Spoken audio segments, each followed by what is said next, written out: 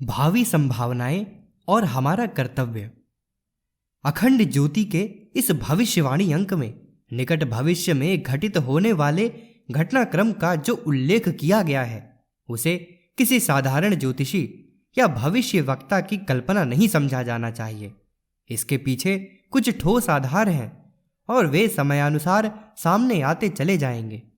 इन संभावनाओं से किसी को डरने या परेशान होने की आवश्यकता नहीं है, वरन परिस्थितियों के अनुरूप आवश्यक तैयारी करने और अपने को ढालने की तैयारी करना ही दूरदर्शिता है। समय का बदलना निश्चित है। आज की जिन अनुपयुक्त परिस्थितियों में हमें रहना पड़ रहा है वे देर तक इसी रूप में नहीं रह सकती। इस घुटन से छुटकारा मिल सके ऐसी परिस्थितियां एवं संभावना महाकाल उत्पन्न करता चला आ रहा है। अगले दिन बहुत ही उलट पुलट से भरे हैं। उनमें ऐसी घटनाएं घटेंगी, ऐसे परिवर्तन होंगे जो हमें विचित्र, भयावह एवं कष्टकर भले ही लगें, पर नए संसार की अभिनव रचना के लिए आवश्यक हैं। हमें इस भविष्यता का स्वागत करने के लिए, उसके अनुरूप ढलने के लिए तैयार होना चाहिए। यह तैयारी जितनी अधिक रहे उतना ही भावी कठिन समय अपने लिए सरल सिद्ध होगा। भावी नरसंहार में आसुरी प्रवृत्ति के लोगों को अधिक पिसना पड़ेगा, क्योंकि महाकाल का कुठारा घात सीधा उन्हीं पर होना है। परित्राणाय साधूनाम विनाशायश्च दुष्कृताम की प्रतिज्ञा अनुसार भगवान को युग परिवर्तन के अवसर पर दुष्कृतों का ही संहार करना पड़ता है। हमें दुष्ट दुष्कृतियों के मरणासन कौरवी सेना में नहीं, धर्मराज की धर्म संस्थापना सेना में सम्मिलित रहना चाहिए। अपनी स्वार्थपरता, तृष्णा और वासना को तीव्र गति से घटाना चाहिए और उस रीति नीति को अपनाना चाहिए जो विवेकशील, परमार्थी एवं उदार चेता सज्जनों को अपनानी चाहिए।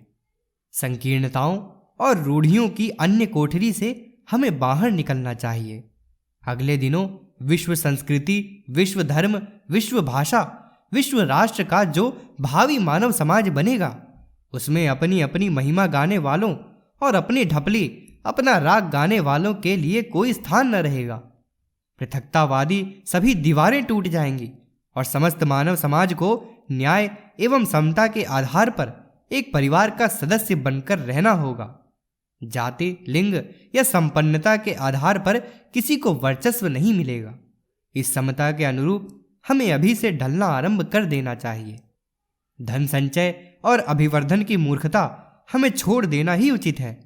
बेटे पोतों के लिए लंबे चौड़े उत्तराधिकार छोड़ने की उपहासास्पद प्रवृत्ति को तिलांजलि देनी चाहिए, क्योंकि अगले दिनों धन का स्वामित्व व्यक्ति के हाथ से निकलकर समाज, सरकार के हाथ चला जाएगा।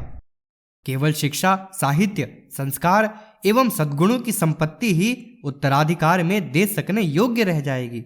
इसलिए जिनके पास आर्थिक सुविधाएं हैं वे उन्हें लोकोपयोगी कार्यों में समय रहते खर्च कर दें, ताकि उन्हें यश एवं आत्मसंतोष का लाभ मिल सके।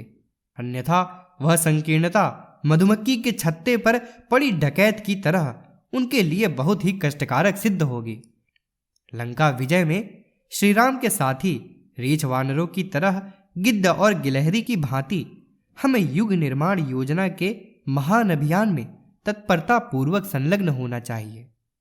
यह प्रयत्न एवं पुरुषार्थ नवयुग के स्वागत की सच्ची आगवानी का महत्वपूर्ण आयोजन माना जाएगा। विवेकशील और दूरदर्शी प्रबुद्ध व्यक्तियों को इस महत्वपूर्ण समय का उपयोग इसी दिशा में कदम उठाते हुए करना चाहिए। जो समय रहते अपने को बदल सकेंगे, वस्तुतः वे ही शांति और संतोष अनुभव करेंगे। अखंड ज्योति, जुलाई 1967।